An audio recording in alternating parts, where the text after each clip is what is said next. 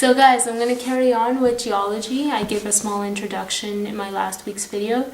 Today I'm going to start talking a bit about plate tectonics and how they lead to some of the common things like tsunamis, earthquakes, volcano eruptions, stuff like that.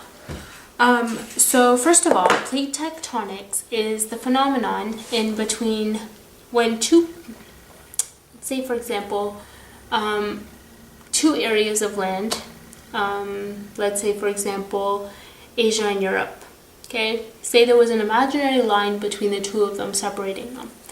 Now what happens at plate tectonics is that those two plates, those two continents, let's call them, even though not every plate is right at the continent, they slowly slide against each other, separating, right? One goes forward, one goes back, okay? That is the area that we call a fault. Where those two plates meet is called a fault. Now, say for example an earthquake, they're obviously very common in Japan, so are tsunamis, which is just an underground an underwater earthquake. What happens is the plate tectonics move, and when those move, they leave a gap, and sometimes those gaps are so evident that it actually leaves a permanent space, and it causes a lot of shaking. That shaking is the earth quaking. And if it happens underwater, what happens is the water pressure increases, and so the waves become bigger and they come over and destroy cities, if not countries or continents themselves. The biggest one that's memorial is the one that happened in 2001, I believe. That happened in Indonesia, Japan, southern India, a bit of Pakistan, all that South Asian area, which was pretty devastating. Some of the earthquakes that happen, Japan's known for them. They're quite common. There were a couple more that happened within 6 months of each other, within a month of each other last year that happened in Japan. So they're quite devastating situations. Volcanoes basically come out from earthquakes.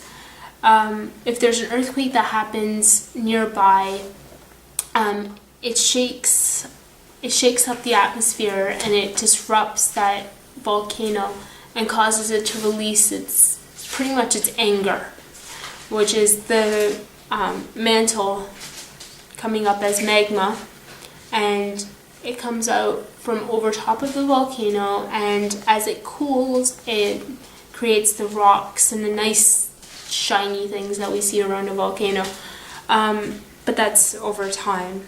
Those minerals can later be used for studying how devastating that was, how hot the magma was, how long it took to cool, and it kills everything around it, so sometimes it ends up fossilizing some of the dead things, like leaves or different insects.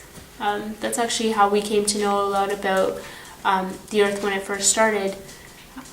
There was a lot of volcanic activity, kind of like what it's like on Venus right now. So it was pretty hard to live, but there's a lot of bacteria that managed to survive. And we call those thermophilics, or thermophiles. So a lot of those survived, but basically anything that it goes over, it'll fossilize. So right now, all the different continents are moving away from each other at a pretty fast rate. I think it was about 2 meters per second. I think it was like 2 meters per second to 5 meters per second, but don't quote me on that. But right now, the place that's actually most overdue for a huge tsunami or a huge earthquake is actually California and BC, just the border, the edge of North America. And that's actually one of the reasons why we're scared that California will actually end up being an underground or an underwater city like we see Atlantis, or the more common one is Venice.